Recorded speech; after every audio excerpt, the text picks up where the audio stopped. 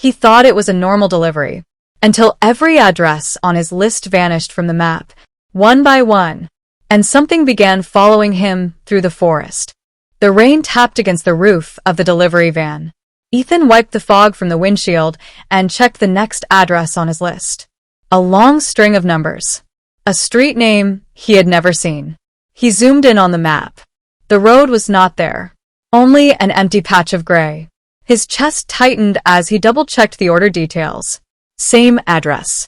Same coordinates. The customer had paid extra for late-night delivery. Ethan sighed and pulled onto the narrow, unlit road ahead. His headlights cut through the mist like two pale blades. Tall trees leaned inward, their branches scraping against each other with slow, dry whispers. The air smelled damp and metallic, almost like rust. He drove deeper. The GPS screen flickered. The route recalculated itself, then recalculated again. Each time, the destination marker drifted farther away. Ethan felt a cold ripple move across his back. His fingers tightened around the steering wheel. He glanced at the clock. 1:47 a.m. A strange hour for anyone to order a package. The road narrowed until the branches brushed both sides of the van. He slowed down, heart beating faster. His breath sounded loud in the silence. He checked the address one more time. The same street name. The same impossible location. Ethan looked ahead. A faint light glowed between the trees. A single house stood in the distance. No mailbox. No driveway. No sign of life. But the porch light was on. Ethan swallowed hard and stepped out of the van. The air felt colder than before. Sharp. Almost icy. Leaves crackled under his shoes as he walked toward the house. The ground felt uneven. Soft in some places. Too soft. Ethan stopped and looked down. Mud. Dark patches of it. Fresh. He tried to steady his breathing. The house loomed closer. Its windows were pitch black, like empty eyes staring back at him. The package felt heavier in his hands. He reached the steps. Wood groaned beneath his foot. The porch light flickered. Ethan felt a pressure behind him, as if something stood just at his back. He turned quickly. Only trees. Only darkness. But the pressure did not go away. His skin tingled. He reached for the doorbell. He hesitated. Something moved inside the house. A slow shift of shadow. Ethan froze. His pulse hammered in his ears. The doorknob turned from the inside. A soft click. The door opened by an inch. A cold draft swept across his face. Ethan stepped back, gripping the package tightly. From the darkness inside, a voice whispered his name. His full name, spoken with perfect clarity. The package slipped slightly from his hands as the voice spoke again, softer this time, almost trembling. It called him to step closer, to come inside, to deliver something else that he did not remember bringing.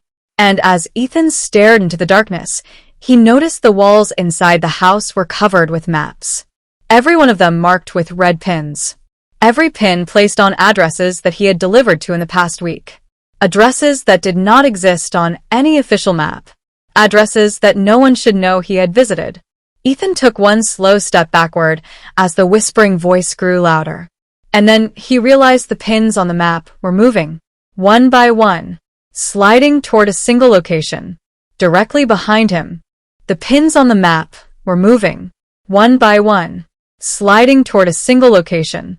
Directly behind him, Ethan felt the air shift. A cold weight pressed between his shoulder blades, as if a presence stood there, tall, silent, watching him breathe. He did not dare turn. His lungs tightened until each inhale felt sharp and shallow. The house door creaked wider.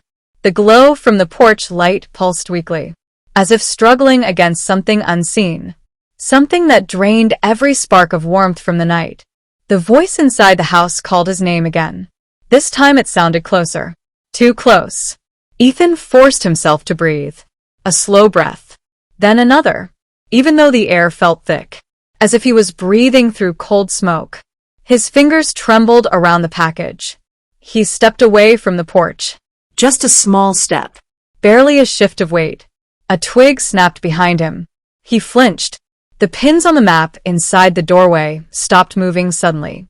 All at once, as if they sensed his hesitation. Then they began sliding again. Faster this time. All racing toward the same point, the same mark, the same location. His location. Ethan's skin crawled. A deep instinct inside him screamed to run. To get back in the van. To leave the strange forest road behind. To never look back. But his legs felt heavy. As if the ground itself held him in place. He forced himself to turn. Just enough to glance over his shoulder. Only trees stood behind him. Twisted.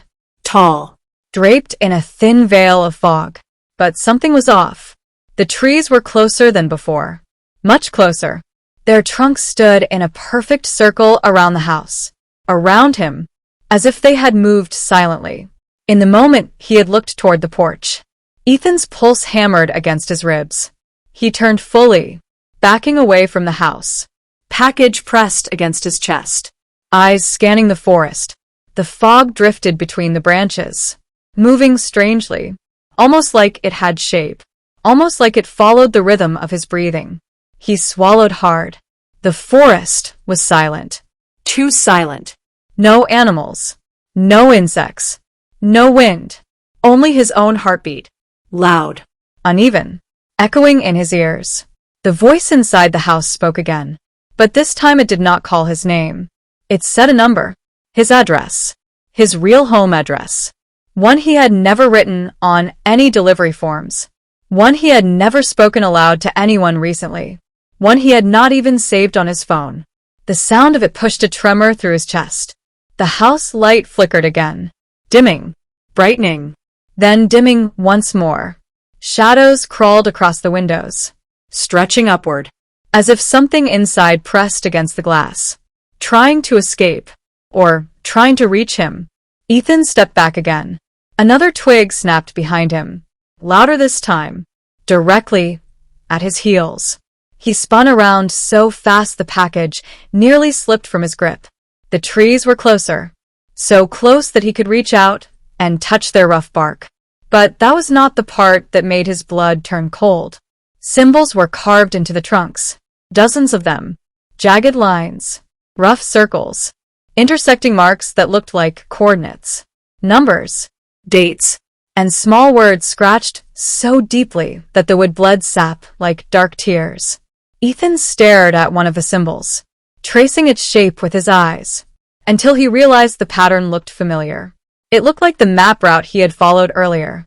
Every curve of the road, every turn, every dead end, etched into the bark long before he had driven there. His throat tightened. He glanced at another tree. More carvings, more routes, more coordinates. He recognized some of them. They were addresses he had delivered to earlier in the week. The same impossible addresses. The same places that never existed on any official map. A tremor rippled through his hands. Ethan looked back toward the house. Its door still cracked open. Darkness spilling out like a silent river. The porch light flickering in weak pulses. Inside, the maps on the walls continued to shift. Pins sliding slowly. Angles adjusting. As if the house itself watched him, measured him, tracked his every move. His breath fogged in front of him, even though the night was not cold enough for that. He took another uncertain step backward, intending to reach the van, to escape, to get back onto a road that made sense. But when he turned his head, his heart nearly stopped. The van was gone. The spot where he had parked was now an empty patch of mud and crushed leaves. As if nothing had ever been there. Ethan felt his knees weaken. His vision blurred for a moment, a hot wave of dizziness rolling through him. He blinked hard, trying to steady himself, trying to believe the van was simply hidden behind the trees, or swallowed by the fog, or out of sight from this angle. But the ground told the truth. There were no tire tracks, no indentations, no marks. Not even the faintest outline of where his van should have been. The forest had erased it. Or something else had. His breath turned shallow. Fast. Uneven. He took another step back. Closer to the trees with the carved symbols. A gust of warm air brushed the back of his neck. Not cold. Warm. Like breath. Ethan spun around again. No one stood behind him. But the fog curled inward, twisting slowly, taking on the vague shape of a human figure. A tall figure. Shoulders rising. Arms drifting outward. Head tilted slightly, as if listening to his rapid breathing. Ethan stumbled away, the package clutched tightly in both hands, the cardboard edges digging into his palms. The fog figure did not move, but the trees around it did. Branches shifted. Leaves quivered. The ground vibrated beneath his feet. Just a soft tremor. Barely noticeable, but real. His shoes sank slightly into the soft mud. The same mud he had stepped on earlier. The same mud that felt too soft. Too fresh. Too dark. He looked down again. A sick wave of realization hitting him. The mud was not mud. It was soil mixed with ashes. Gray and black. Fine and powdery. Sticking to his shoes in strange patterns. His breath caught in his chest. The forest was silent. The house was silent. The fog figure stood motionless. And Ethan felt as if every shadow leaned closer. Listening. Waiting. He forced himself to turn back toward the house. Eyes wide. Heart pounding. The maps inside were still moving. All the pins now converging on one final point. The last pin sliding steadily, relentlessly, toward the center of the map. Ethan's stomach twisted. The center point, the final location, was not the house. It was not the forest. It was not the road he had followed. The pin settled in the exact location where Ethan now stood. Right where his shoes pressed into the ashy soil. Right where the fog figure slowly began to move. Its form melting and reshaping. The faint outline of fingers stretching toward him. Ethan stepped back instinctively, but his heel hit something solid. He jolted, twisting around, expecting a tree trunk. But instead, his foot touched a worn wooden sign, half buried in soil and ash. He crouched, hands shaking, and brushed away the dirt. The letters carved into the wood made his breath stop. It was the same street name, the same